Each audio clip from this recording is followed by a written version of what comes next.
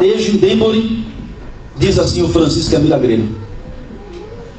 Aí, meus amigos, essa notícia chega aos ouvidos do chifre pequeno. E o chifre pequeno analisa milagre por milagre. E como ele se diz Deus na terra, o que ele fala é lei. Ele fala, então Francisco é santo. Vamos decretá-lo santo. E decreta um dia, e nesse dia, o Francisco não mais vai apenas se chamar Francisco, mas São Francisco. E daqui uns dias, irmãos, aquele vilarejo, aquela cidade, aquele grupo, enfim, eles pegam e fabricam uma imagem do Francisco. Fabricam uma imagem do Francisco e colocam nas casas, no medículo, é um canto da parede. E aí as pessoas passam em frente de Francisco e ó, se benzem. E daqui uns dias as pessoas colocam um pouquinho de água para o Francisco tomar. E daqui uns dias pegam o Francisco, colocam num pedestal de madeira e vão fazer, e chamam multidão e faz a procissão de São Francisco. E daqui uns dias tem um dia do ano que chama-se dia de São Francisco. E daqui uns dias tem uma cidade, um país em que tem alguma coisa chamada de São Francisco. E ó, dá muito dinheiro. Lembra que a besta é semelhante a leopardo? E o leopardo representa a Grécia, e a Grécia é idólatra. Na mente grega não há lugar para a fé. Eles fabricam seus deuses para adorar. Assim é o chifre pequeno, fabricou os deuses. E cada santo desse, irmãos, é intercessor de alguma causa. Olha aqui. É por isso que o chifre pequeno tem adoração de imagem de escultura. O que o segundo mandamento proíbe. Não farás para ti imagem de escultura e nem adore. E cada imagem ou cada santo é intercessor ou defensor de alguma causa. Não é verdade? Por exemplo, quem é o santo protetor dos caminhoneiros? Alguém sabe aqui? É São Cristóvão. Aí o que acontece? É São Cristóvão? São Cristóvão. Você entende? Eu morei na cidade que tinha a igreja dele lá. De São Cristóvão? É isso. Então aí o caminhoneiro que vai viajar pega São Cristóvão, a bênção na proteção. Quem é o santo protetor dos olhos? Santa Luzia. Você entende também. E aí a pessoa pede a proteção dos olhos. Quem é o santo protetor da garganta? Quero ver agora. São Gargalo. Tem. São Gargalo. São Gargalo. Não, São Brás. São Gargalo. É São Brás. É. Quando eu estava engasgado, minha mãe dava um tapa na costa assim, ó, e falava assim, São Brás. E não sei o que lá, que na panela tem mais, né? Aí o negócio caía lá, ela falava, o Brás curou. Quem é o santo casamenteiro? Quem sabe? Isso todo mundo sabe, né? É Santo Antônio. Irmãos, cada santo, eles colocam um intercessor. Gente, posso falar toda a verdade? Sim ou não? Sim ou não? Eu pergunto a você, quem é o único que roga por nós agora e na hora de nossa morte? Amém. Abra a Bíblia. Primeira carta de Paulo a Timóteo 2, verso 5.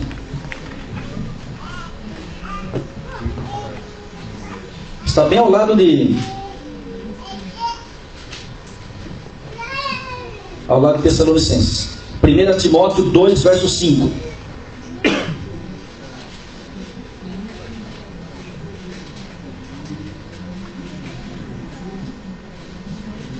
Primeira Timóteo 2, verso 5. Está escrito: porquanto há um só Deus e um só mediador entre Deus e os homens. Quem é ele? Cristo Jesus, homem. Amém? Amém? Olha o verso 6. O qual a si mesmo se deu em resgate por todos, testemunho que se deve prestar em tempos oportunos. Até aí. Irmãos, somente Jesus pode ser o nosso intercessor. Você não precisa de santos e mais santos para você pedir a proteção de Deus. Se é para viajar, tem que pedir para um santo. Se está engasgado, tem que pedir para outro santo. Isso é paganismo. O paganismo sempre teve os seus balins, que são deuses. É o Deus da chuva, o Deus da fertilidade, o Deus não sei do que. Só que o nosso Deus, irmãos, é um só para tudo. Amém? Amém? O nosso Deus é maior. Você não precisa de deuses, mas o chifre pequeno estabeleceu a adoração de imagens. E é por isso que os templos, as igrejas do chifre pequeno têm mais cultura. O que Deus não aprova. Podemos avançar? Irmãos, tem até São Raimundo, sabia? O que se faz? Eu não sei. E outra, tem cada dia do ano é dia de um santo, sabia? Amém. Cada dia do ano é o dia de um santo. Só que tem mais santos do que dias do ano. Aí eles criaram um dia, que é o dia de todos os santos. Aí o que não coube no ano, né, coloca num dia só. Irmãos, estou falando a mentira ou a verdade? Verdade. E conhecereis a Verdade. E a verdade vos Verdade. Avançando aqui. Podemos continuar? Vai pegar fogo, hein? Vamos lá. Opa, isso aqui é forte.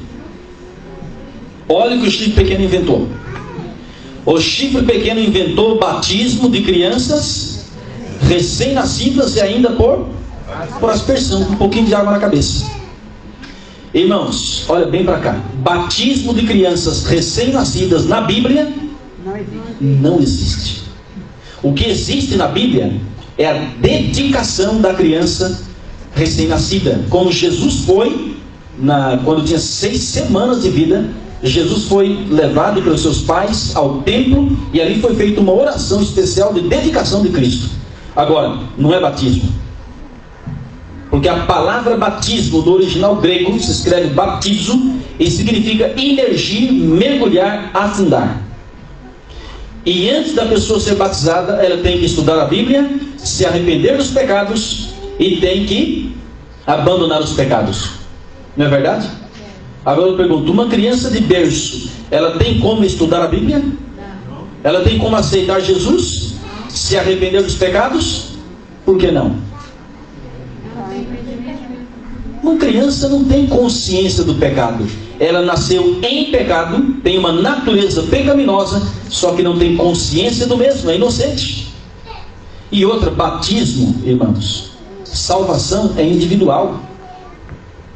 Ninguém pode decidir pela criança. Mas tem padrinho, tem madrinha. Não adianta. Biblicamente, é você que tem que decidir. Na igreja adventista, nós não batizamos crianças recém-nascidas. Nós só batizamos crianças a partir dos 8 anos de idade, quando a criança quer, é ensinada e os pais permitem. A partir dos 8 anos, nós já batizamos, tem um documento oficial da igreja que podemos batizar. Aliás, eu digo a você que é pai, você que é mãe, e que tem um filho na idade de batismo, se ele quer, não diga não, por favor. Sabe por quê? Porque Jesus disse, deixai vir a mim e não impeça, não os impeçais. Você não tem direito nenhum de impedir o batismo de uma pessoa, a não ser que a pessoa não estiver em condições. Se a pessoa está fumando, bebendo, jogando, mentindo, adulterando, ela pode se batizar, mas se abandonar. Agora, se a pessoa quer se batizar e ela não oferece nenhum empecilho, e mesmo que oferecia, mas abandonou, Deus aceita e perdoa se a pessoa estiver arrependida. Amém? Amém. Agora, meus amigos, batismo de crianças recém-nascidas e ainda com um pouquinho de água na cabeça, não existe. Isso não é bíblico, mas o chifre pequeno inventou. E aí tem milhares que falam assim, não, eu sou assim, assim, vou morrer, né? Vamos lá, o que mais? O chifre pequeno inventou aquilo que é chamado de confissão auricular de pecados. Sabe o que é isso? Confessar o pecado a um ser humano em vez de confessar a Deus. Irmãos, eu me confessava. Quando eu frequentava a missa, eu me confessava. E eu me confessava, só que eu não confessava tudo, né? Ninguém confessa tudo. Vai confessar para um ser humano? Como é que Deus fala para a gente confessar? Entra no teu quarto, fecha a tua porta, ora teu pai que está no céu, que te vê em secreto, e ele que te vê em secreto vai te recompensar. Irmãos, você deve confessar um pecado quando você ofendeu a pessoa, é normal. Pedir perdão, desculpa, né? Ok. Mas irmãos, nós só podemos confessar o nosso pecado a Deus, a Cristo, porque ele morreu por nós. Eu me lembro que o padre, uma vez, padre Hernanes, na cidade de Sorocaba, interior de São Paulo, e acabou a missa, acabou tudo, ele saiu da igreja, estava com a batina, e estava muito calor, e ele estava transpirando muito. E ele estava tirando a batina, e alguém falou: ô padre, o senhor está suado, hein? O senhor está transpirando. Ele falou: é o pecado do povo. E eu não me esqueço dessa frase. Eu não era adventista, não conhecia nada, mas não me esqueço dessa frase. Hoje eu entendo uma coisa, irmãos: quem recebe pecados tem que morrer. Sabia disso? Antes de Cristo nascer, lembra que o evangelho era pregado por meio de simbologia, ou seja, o evangelho em símbolos. Um cordeiro era pego de 1 ano de idade, sem defeito físico, e você tinha que confessar o pecado com a mão na cabeça do cordeiro, e simbolicamente o seu pecado era transferido para o cordeiro, e o cordeiro inocente passava a ser culpado, e você culpado passava a ser inocente.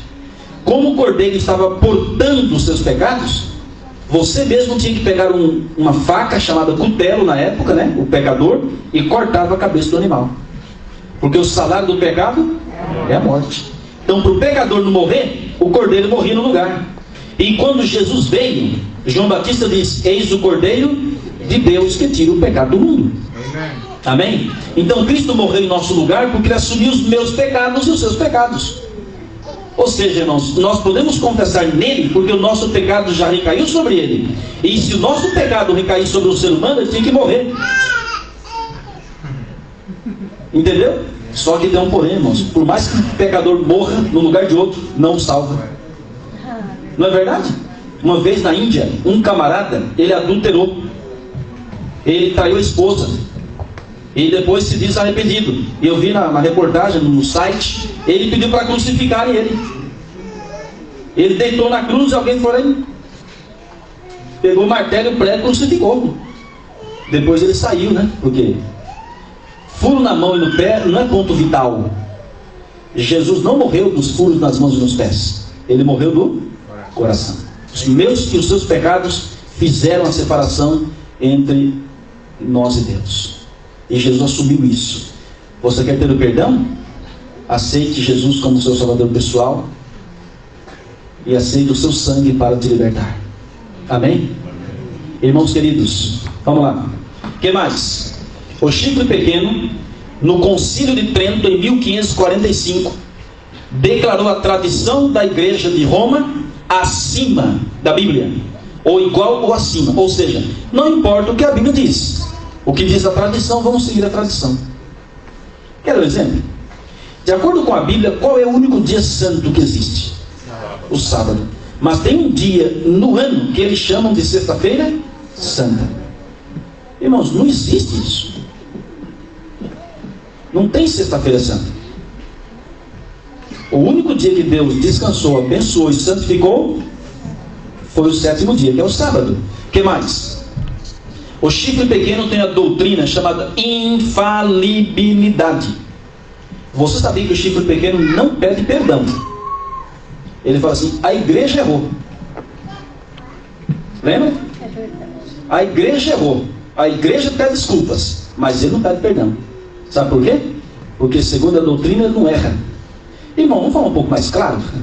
Você já sabe que é Chifre Pequeno. Eu não falei em nome de ninguém, mas você já sabe.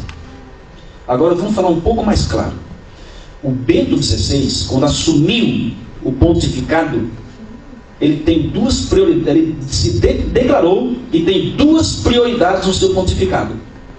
Primeira, unir todas as igrejas. Segunda prioridade, restaurar a guarda do domingo. Isso aí saiu nos jornais, nas televisões, em sites. Eu tenho até hoje gravado isso aí. É muito claro o que ele quer fazer. Agora veja, se dizem, irmãos, que Pedro foi o primeiro Papa. Grande mentira. Mas a declaração bíblica diz: disse Jesus, olhando para Pedro: tu és Pedro, mas sobre esta pedra, disse Jesus, edificarei a minha igreja. Não era sobre Pedro que Jesus edificaria a sua igreja, é sobre Jesus que é a pedra angular. A palavra Pedro no original grego é pedrisco, pedregulho, só que Jesus é pedra angular. E todo aquele que se une a Cristo se torna uma pessoa com Cristo, ok? Mas o fundamento é Cristo, não é Pedro, não é ninguém. E outra, meus amigos, Pedro era casado, não era? Jesus curou a sogra de Pedro, então Pedro era casado. E que os padres e o Papa não casam? Segundo lugar, a Bíblia diz que os bispos devem ser, o bispo deve ser esposo de uma só mulher, não dado a vinho, assim por diante.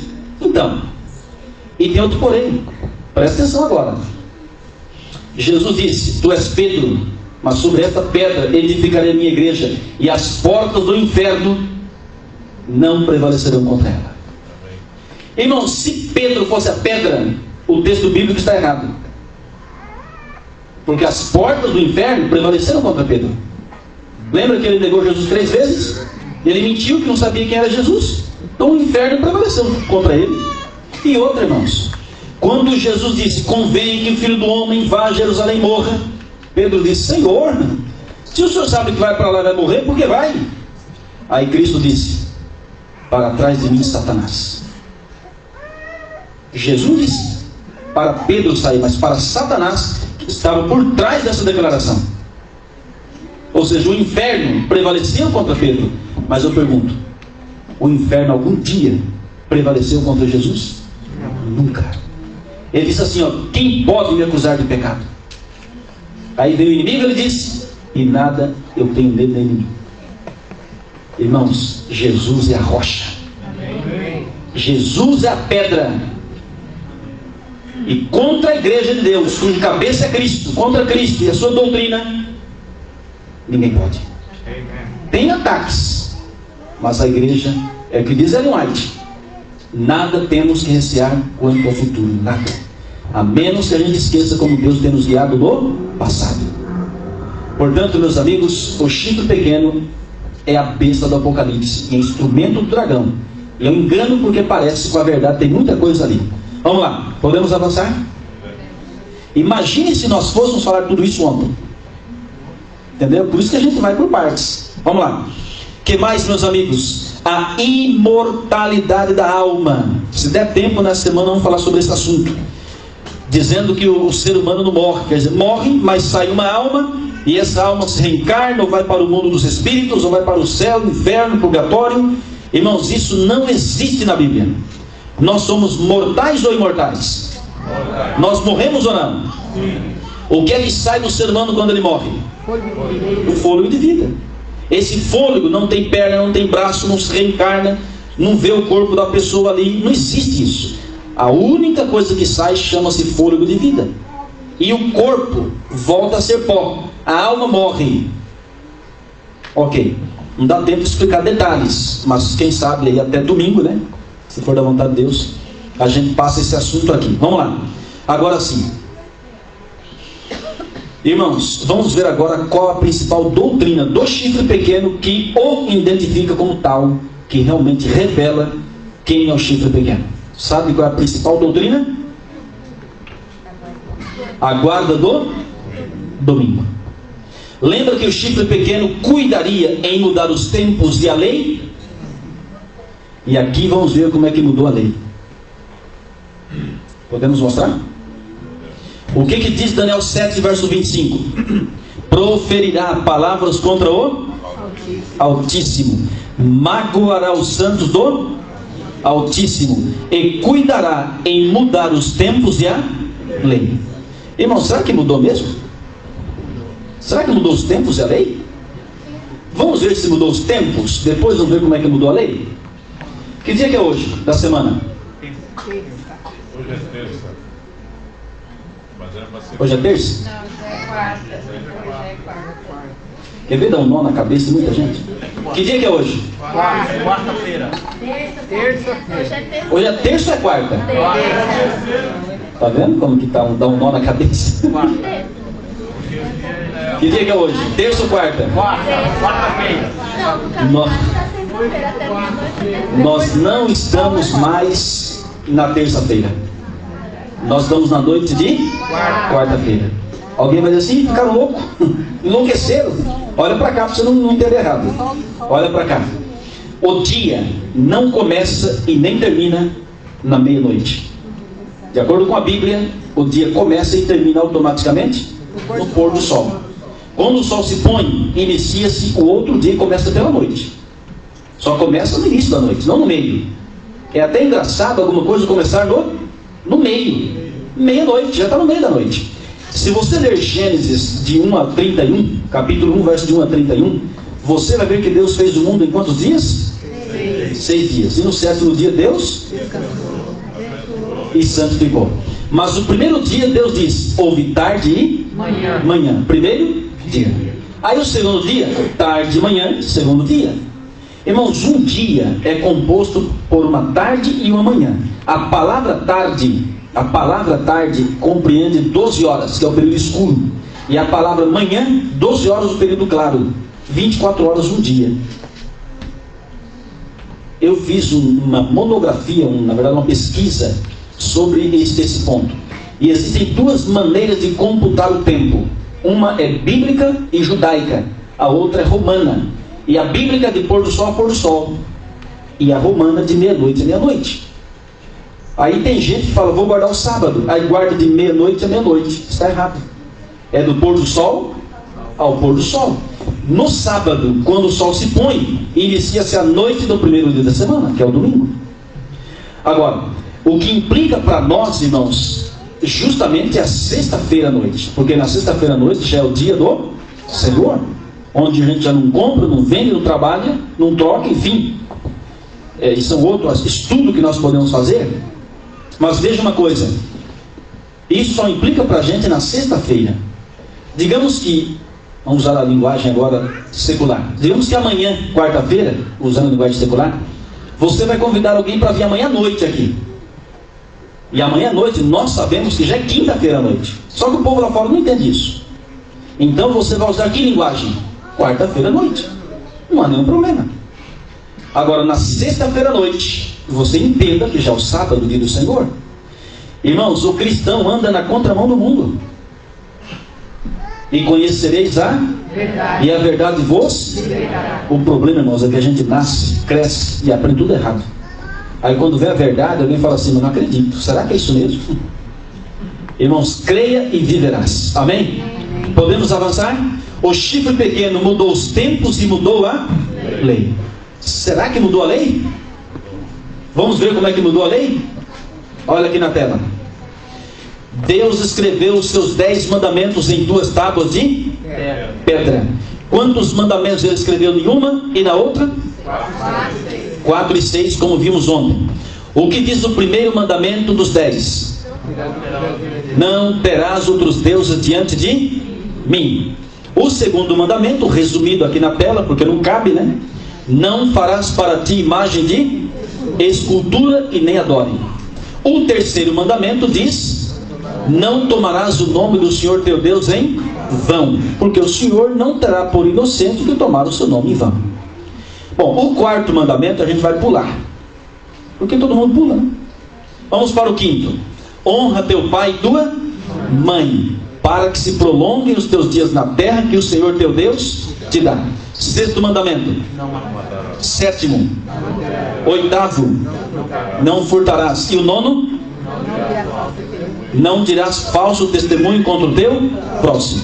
E o 10º diz: não cobiçarás a casa do teu próximo e não cobiçarás a mulher do teu próximo. Irmãos, quantos mandamentos tem aqui? 9. Está faltando o quarto mandamento. Antes de lermos o quarto, irmãos, chega para qualquer amigo evangélico, ou qualquer pessoa que nem que seja evangélica, mas, né? Enfim, chega para um evangélico e apresenta para ele esses 9 mandamentos, só os 9. E você pergunta para ele assim: meu amigão, você concorda que nós não devemos ter outro Deus diante do Deus verdadeiro? O que ele vai responder? Sim. Então ele concorda com o primeiro, certo? Aí você pergunta assim: você concorda que nós não devemos fabricar imagem de escultura para adorar? E nem fabricar? Ele vai concordar. Lógico, não podemos. E você concorda que não devemos tomar o nome de Deus em vão?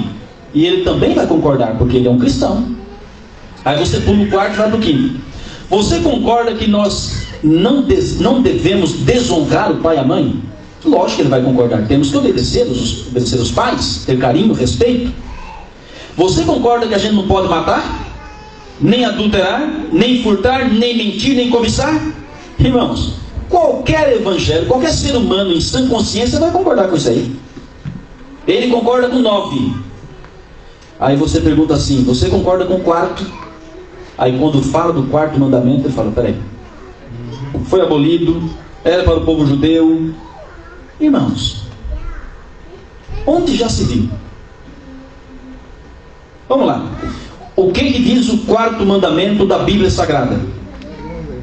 Lembra-te do dia de domingo para o santificar. Não é domingo, é o lembra-te do dia de sábado. Para quê, meus amigos? Para jogar bola? Lembra-te do dia de sábado para comprar? Para vender? Para trabalhar? Lembra-te do dia de sábado para o santificar. 7 dias trabalharás. Quantos dias Deus nos deixou para o trabalho? 6 dias.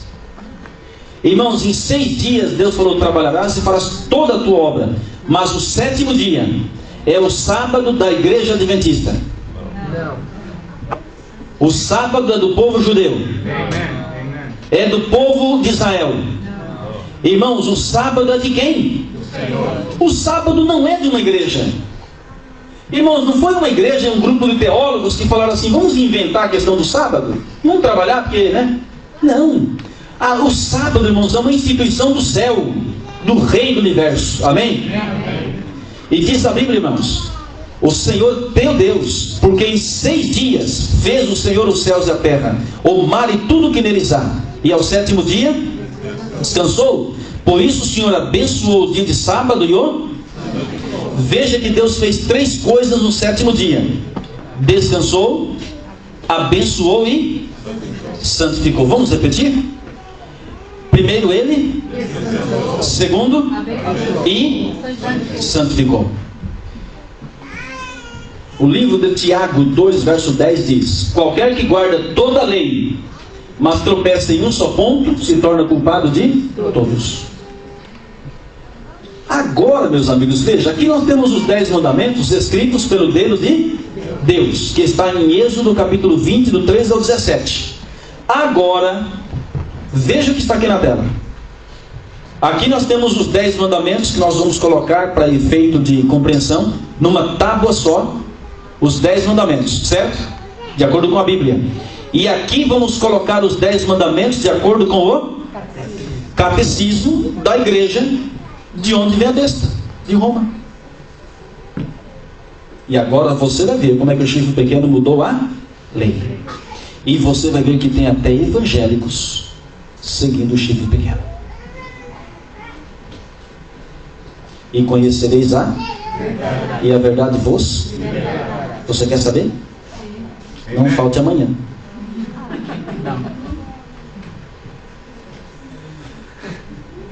A irmã dá uma plaquinha ali que está me corroendo a cabeça. Mas até aqui você já sabe toda a verdade. Até aqui você já sabe quem é o chifre pequeno. Posso fazer uma pergunta? Pode, irmã. A gente vê várias denominações.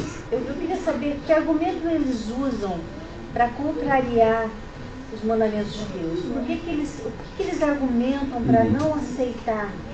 Boa pergunta. Claro, né? Como é seu nome? Fábio. Fábio. Você frequenta aqui? Não frequento em Bridgeport agora. Ah, Mas sou ok. membro aqui por enquanto. Ok. Você já batizado quanto tempo? Já tenho uns 13, 14 anos. Ok. Ela fez uma excelente pergunta. Vou tentar ser conciso aqui para a gente ganhar tempo. Mas veja uma coisa. Primeiro, irmã Fábio, né? Você precisa entender todo ataque contra a lei de Deus e contra Deus no contexto do grande conflito entre o bem e o mal. Por trás de tudo isso existe o inimigo para tirar a adoração verdadeira do nosso grande Deus. É uma batalha. O inimigo, como disse o irmão Hamilton, a função dele é atacar Deus. E para atingir Deus, ele atinge a gente e atingiu a lei de Deus. Ok. Mas veja, Os argumentos que todos os evangélicos usam é o seguinte: a lei foi abolida, Jesus curou no sábado, os discípulos colheram espigas no sábado, e por isso eles dizem, não há pecado nenhum em trabalhar os sábados, porque Jesus trabalhou. Mas agora, aproveitando sua pergunta, eu quero dar uma explicação em nome de Jesus, que você nunca mais vai esquecer a questão do sábado com respeito a Jesus e judeus. Presta atenção aqui, hein? Olha bem para frente. Irmãos, a controvérsia entre Jesus e os judeus não era que dia guardar, mas era como guardar. Porque tanto Jesus como os judeus sabiam que o dia de guarda é o sábado, não tinha nada de domingo ali. Então, primeira coisa que você já quebra qualquer argumento por aí. A controvérsia não era que dia guardar, mas como guardar o sábado. Por quê? Agora você não pode nem piscar, hein? Senão você não vai entender. Irmãos queridos, o povo judeu foram levados cativos para muitas nações. Para o Egito, para a Babilônia. O último cativeiro terrível foi 70 anos em Babilônia. Até que os médios persas, dominaram a Babilônia e houve a deportação para Jerusalém e reconstruir o templo. Ok. Mas por que eles foram levados cativos? Eles foram levados cativos por 2 pecados graves: transgressão do sábado e idolatria, como está no livro de Jeremias e Ezequiel. Então Deus deu essa lição para eles. Quando eles retornaram para Jerusalém, principalmente uma classe de judeus chamados fariseus e escribas, eles determinaram o seguinte: não vamos mais transgredir o 4º mandamento. Amém por isso. Mas o problema é que se tornaram fanáticos e eles criaram uma coletânea de leis. Alguns dizem de Talmud. É uma coletânea que eles têm lá, eu esqueci o nome agora.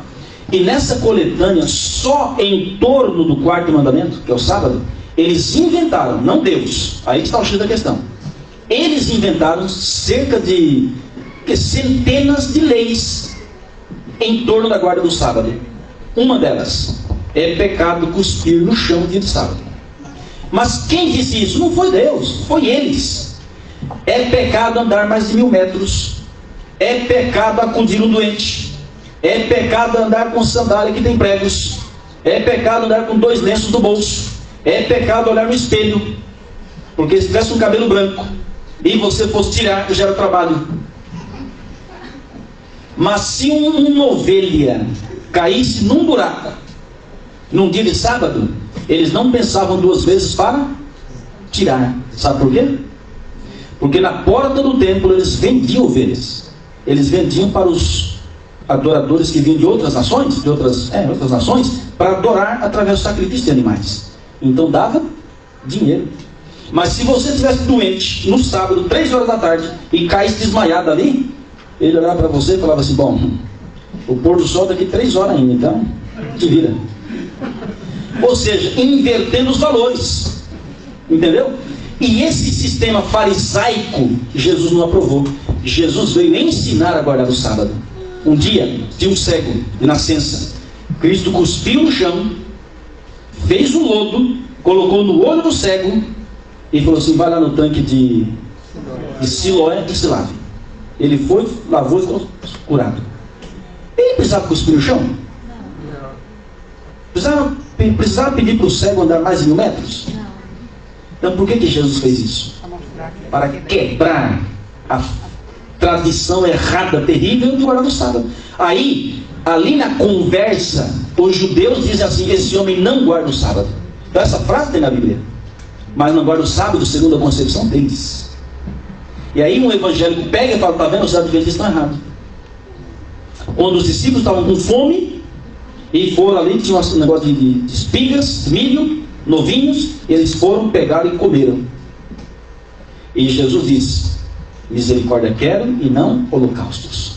Irmãos, o sábado é o dia mais feliz da semana. E eu digo para você, o sábado é o dia mundial da alegria. Amém. E é um santuário do tempo. Independentemente de fusos horários, onde você estiver, aqui no Brasil, até na Inglaterra, que é uma diferença muito grande, até no Japão, Noruega, em torno do pôr do sol do sábado, é o sábado e pronto. Irmãos, no sábado, Deus é adorado 24 horas. E o diabo odeia isso. Eu finalizo contando uma história que eu contei hoje numa visita que nós fizemos com o pastor. A história de um livro que eu li chamado Viagem ao Sobrenatural, de George Morneau. Quem já leu esse livro? Então você vai confirmar o que eu vou dizer agora. Olha para cá. É forte, mas é verídico. Esse homem era satanista. Ele adorava diretamente as trevas. E um dia ele estava ali numa reunião e havia um sacerdote das trevas, o sacerdote do inimigo. Em dado momento eles adorariam o mal. Coisa horrível, né? E eles naquele dia estavam analisando as igrejas evangélicas. Eu falei que era forte. E aí falaram o nome de uma igreja. E o sacerdote das trevas falou assim: não, isso aí está tudo certo. Essa igreja não nos oferece nenhum perigo. E essa outra? Não, também não. E foi mencionando várias igrejas evangélicas. Aí alguém falou: e a adventista do sétimo dia? Aí ele falou: opa, essa aí não. Alguém perguntou por quê? Por causa do sábado. Está no livro, não está? Quem já leu? Não é? Por causa do sábado. E George Morneau, que estava ali, ó, ficou na cabeça dele. Sábado. Foi ali que, né, deu start ali. E ele saiu dali, ele começou a pesquisar.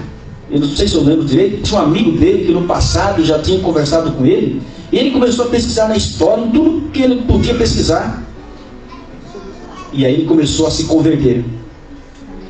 Aí o diabo enviava os seus demônios para atormentar ele. Os quadros, copos, e a casa caía pedra em cima que não era ninguém jogando. Ele sabia que eram as trevas. E ele clamava o sangue de Jesus. E Jesus fazia o milagre. Amém? Até que um dia ele falou assim: eu vou seguir a verdade e vou amar Jesus. Amém. E ele foi batizado. Amém, irmãos? Amém. Deus tem o seu povo na terra. E esse povo guarda o sábado como ele pede.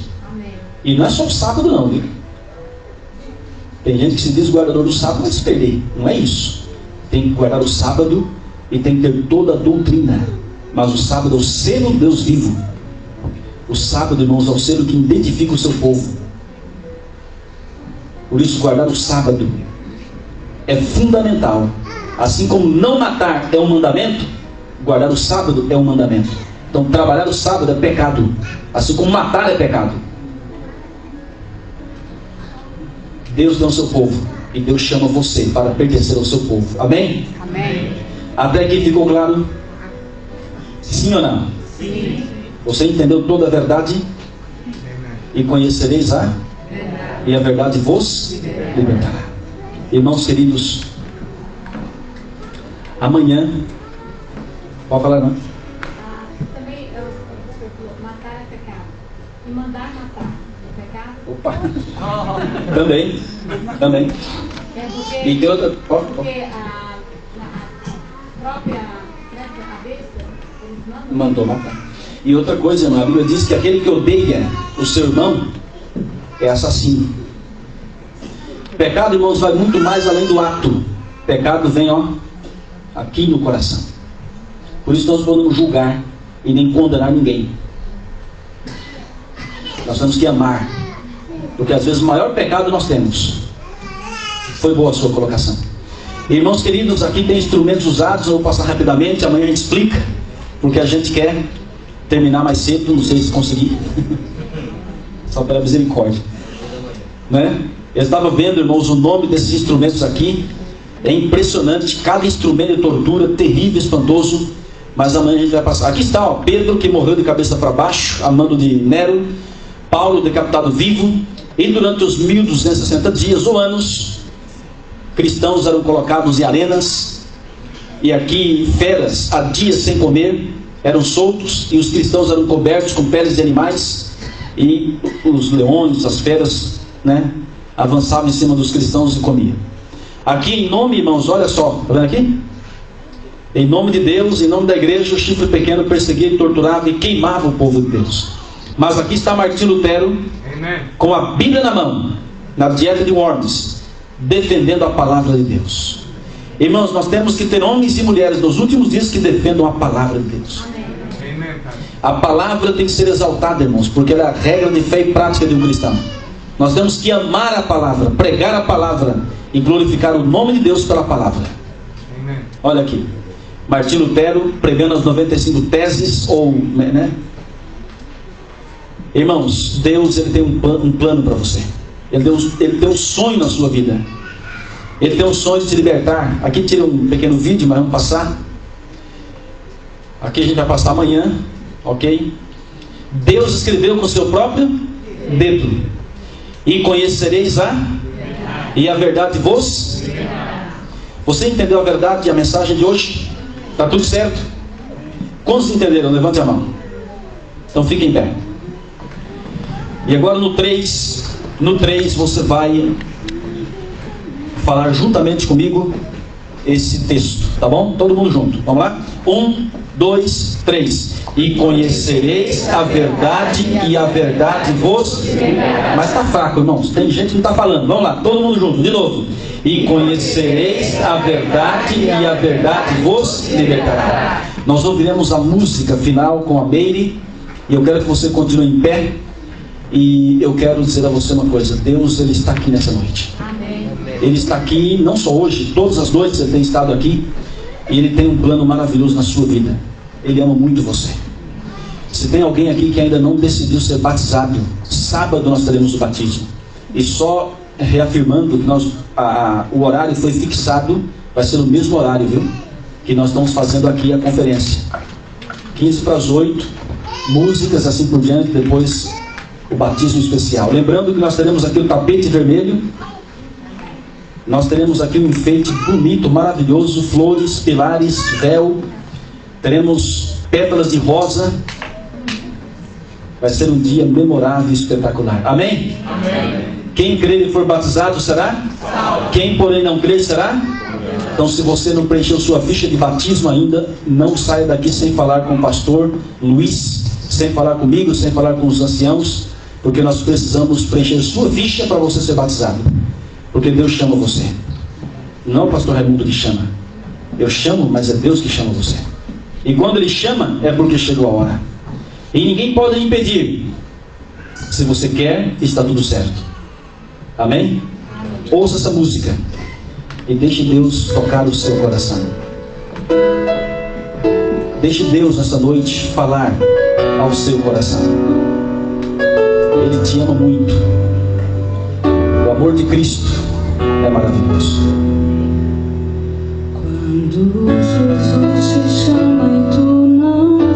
Quando Jesus chama você, você não vem. Para onde você vai sem Jesus? Voltas pro mundo e tudo que contém. Você vai voltar pro mundão? Mas voltas triste como ninguém. Deixe Deus entrar no seu coração. Voltar pro frio gelado que destrói, pra abandonar os braços de amor do Pai. Porque insistir no que te faz tão mal, no que te rouba a paz.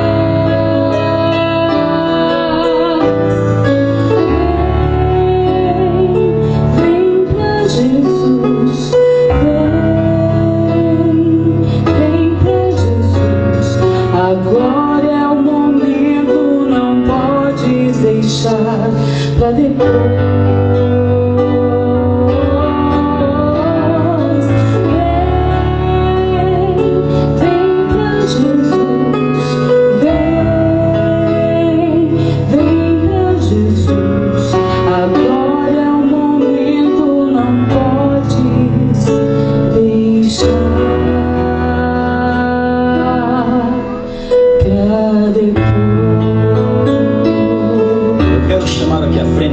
Somente aqueles que já são batizados na igreja adventista. Eu quero que você venha desse lado esquerdo aqui, por favor.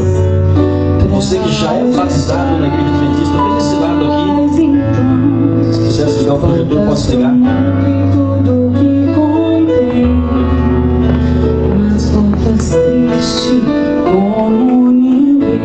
E aquele que não é batizado ainda, eu quero que venha desse lado aqui.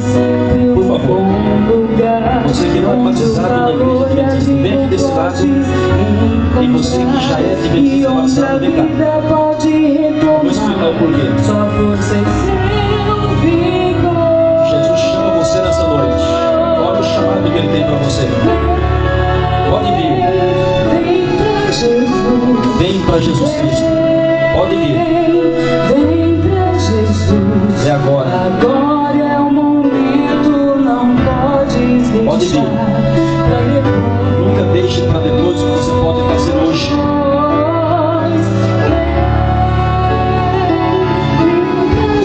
Jesus chama cada um de nós.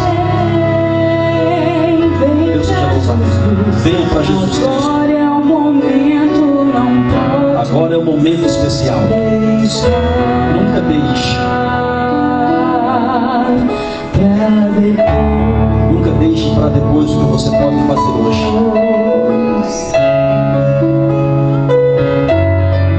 O Espírito Santo ele está aqui, ele nos revela a verdade, ele fala ao nosso coração, ele nos conduz. Você não veio aqui à toa nessa noite. O Espírito Santo trouxe cada um, todos nós. O sangue de Jesus foi derramado para nos libertar.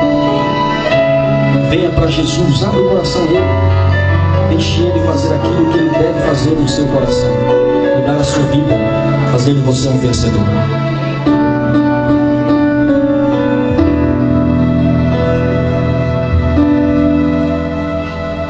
Quando Jesus te chama e tu não vem,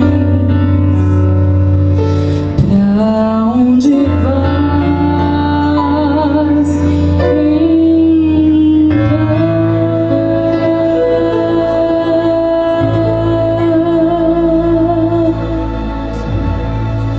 Por que nós pedimos para vocês ficarem aqui, esse grupo aqui? Todos nós somos iguais diante de Deus. Não tem essa de um ser melhor do que o outro, não tem nada a ver. Mas essa colocação é simplesmente para mostrar quem são batizados e quem não são batizados ainda. Eu não era batizado até os 19 anos de idade. Depois que eu fui batizado, aí as coisas mudaram. Sábado nós teremos um batismo aqui. Eu não conheço vocês, alguns eu tenho conhecido por aí, mas eu digo de todo o meu coração: sábado pode ser o grande dia da sua vida. Só depende de você, mais ninguém. E nunca se sinta forçado a fazer nada. Mas eu digo uma coisa para você: você vai dar graças a Deus pelo chamado de Deus. E você não está sendo chamado para mais uma igreja. Você está sendo chamado para a igreja de Deus. Amém. Que tem a última mensagem a dar neste mundo. E para você mesmo ser salvo para o reino celestial. Irmãos, eu quando tinha 19 anos, eu pedi o batismo. Ninguém chegou para mim e falou: batiza. Eu pedi. Era 10 horas da noite. Era uma quinta-feira. E no sábado me batizei. Eu não frequentei a igreja nem um mês. Aliás, frequentei uma vez, um sábado pela manhã. E ninguém me deu estudo bíblico. Eu fiz um curso bíblico, aquele Henrique Berg, Cristo em breve virá. E eu perguntava para o meu irmão assim: isso aqui já aconteceu? E ele falava: já. Isso aqui também? Ele: já. E era uma seta no meu coração. E eu falava: então Jesus está voltando? Ele falava: está voltando. Eu falei: meu Deus, tem que me preparar. E eu falei assim: olha, eu quero me batizar. Ele disse: parabéns. E eu perguntei: quando tem batismo? E ele respondeu: sábado. Eu falei: então eu quero ser batizado sábado. Minha mãe e meu pai eram contra. Mas, irmãos, foi a coisa mais linda que aconteceu na minha vida. Eu digo que foi Deus que me chamou. E Deus chamou você também. Entregue sua vida a Jesus. E você que já é batizado, um recado especial: o diabo não desiste facilmente. Ele quer levar você à perdição, e eu também. Mas você pode se ajoelhar todo dia aos pés de Cristo, orar e estudar a Bíblia. E Ellen White diz claramente: todo aquele que procura Jesus Cristo e fazer a sua vontade com sinceridade de coração não será desencaminhado por nenhum dos enganos de Satanás. Então creio que você está seguro nas mãos de Jesus. Amém? Vamos fechar os olhos. Santíssimo Deus, onipotente, Pai Celestial, todos nós aqui somos uma família, somos amigos e somos teus filhos, comprados pelo teu sangue. Mas, ó Pai, há um grupo aqui de pessoas que ainda não são batizados, ou talvez já foram, se afastaram. Pai querido, que o Senhor venha preparar essas pessoas para o batismo e para o teu reino celestial. Que essas pessoas se preparem devidamente e que nesse sábado, Senhor, nós tenhamos aqui um batismo espetacular para a honra e glória do nome de Jesus. Ó Pai, nós que já somos batizados, não nos deixes se apostatar, não nos deixes abandoná-lo. Nós precisamos do Senhor. Tenha misericórdia de nós. E ó Pai, qualquer armadilha do inimigo para nos destruir, que o Senhor venha quebrar pelo sangue de Jesus. Abençoe e abrace cada um que está aqui nessa noite. Pai querido, despeça-nos em paz. Dá-nos uma excelente noite de repouso. E amanhã, dá-nos um dia maravilhoso e à noite nos traga de volta para mais uma vez estudarmos a Tua Palavra. Nós oramos em nome do Senhor Jesus, nosso bendito e eterno Salvador. Amém. Eu vou à porta para cumprimentá-lo. E amanhã, meus amigos, amanhã nós vamos estudar aqui e vamos mostrar documentos de igrejas evangélicas que dizem assim: nós seguimos o Chico Pequeno, nós guardamos o domingo por causa disso, disso, disso. E vamos amanhã calcular o número 666, porque quinta-feira vamos passar o outro assunto. Portanto, amanhã você não falte.